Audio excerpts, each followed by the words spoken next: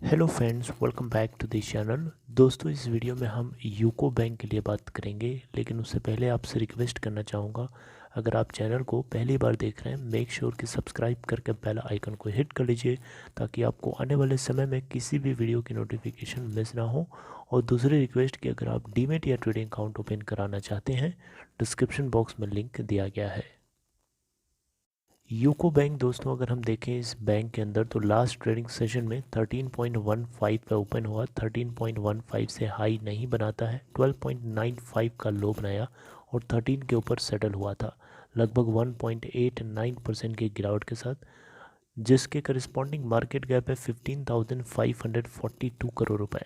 UCO bank का 52 week high है 16.35 का, लो है 10.75 का।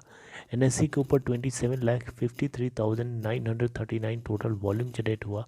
दोस्तों, इस बैंक के अंदर भारत सरकार की जो होल्डिंग है, आपको पता होना चाहिए 95.39% है। पब्लिक के पास 3.26%, एफ आई आईज 0.07 और डी आई आईज 1.28% के साथ बने हुए हैं। दिसंबर क्वार्टर में कंपनी को यानी बैंक को 310 करोड़ का नेट प्रॉफिट हुआ था, जबकि सितंबर क्वार्टर में 205 करोड़ का प्रॉफिट था। आप देख सकते हैं काफ़ी बढ़िया प्रॉफिट बुक किया है इस बार। अगर हम एसेट क्वालिटी की बात करें दोस्तों, तो उसमें नेट एन पी ए और G N P A, gross N P A देखा जाता है। तो हम परसेंटेज के रूप में देखेंगे, सितंबर क्वार्टर में 3.37% का नेट एन पी ए था और इस बार इनको दिसंबर क्वार्टर में 2.81% का निकल के देखने को मिला। वहीं हम जी एन पी ए की बात करें तो 8.98% से इस बार 8.00% का निकल के आया। तो बढ़िया है, एसेट क्वालिटी के अंदर इम्प्रूवमेंट है। दोस्तों, यहाँ पे यूको बैंक के एमडी और सीईओ सोमा प्रसाद की तरफ से कुछ बातें बताई गई हैं यूको बैंक को लेकर के, जो मैं आपको कम टाइम के अंदर ब्रीफली डिस्कस करना चाहूँगा।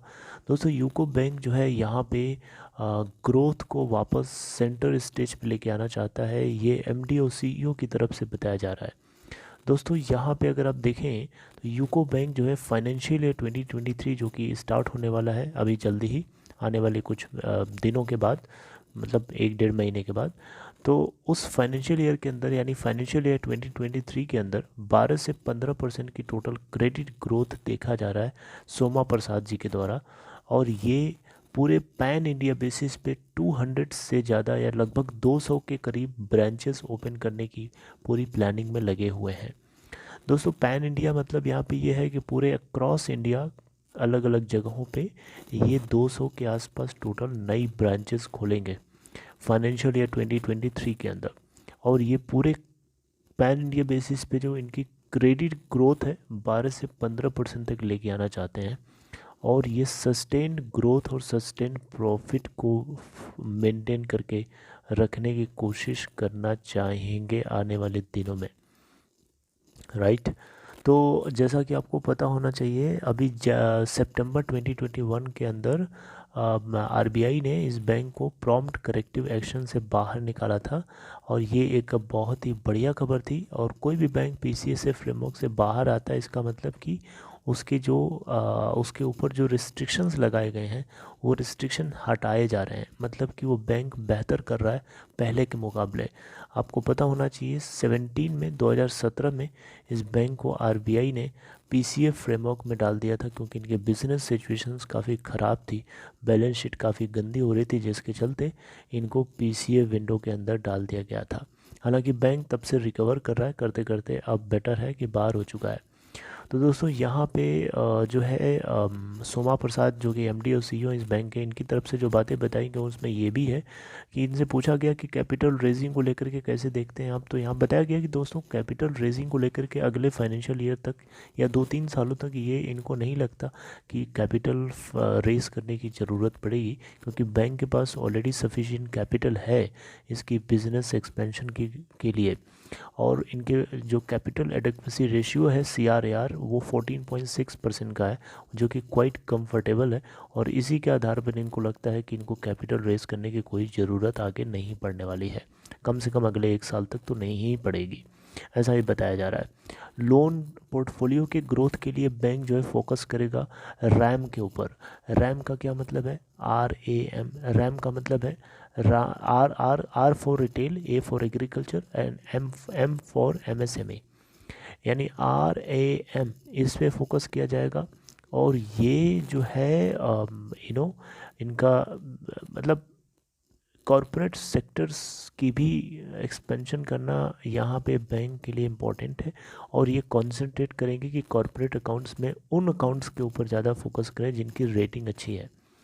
मेरी बात समझ रहे हैं? जिनकी रेटिंग अच्छी मतलब जिनका क्रेडिट प्रोफाइल बढ़िया है, जो टाइम से लोन चुका देते हैं, उनका क्रेडिट प्रोफाइल बढ़िया होगा, उनकी क्रेडिट रेटिंग्स अच्छी होंगी, तो डेफिनेटली उनको यहाँ पे बैंक फोकस करेगा, उनको नहीं छोड़ेगा, यानी उन लोगों से अपना टाई अप बना के रखेगा, राइट। तो इस तरीके से जो है क्वालिटी एसेट्स जो है क्वालिटी एसेट्स के ऊपर ये फोकस करेंगे।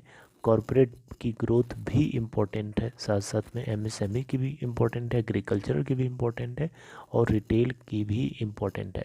यूको बैंक की जो टोटल लोन बुक साइज़ है दोस्तों दिसंबर क्वार्टर के एंड तक 1.25 लाख करोड़ की रही, जिसमें से रिटेल बुक 75,000 करोड़ का है, और यहाँ पे रेस्ट पार्ट जो है कॉरपोरेट्स का है, यानी 50,000 करोड़ के आसपास। ओके, तो दोस्तों ये बढ़िया खबर थी और आपको ये बातें पता होना चाहिए।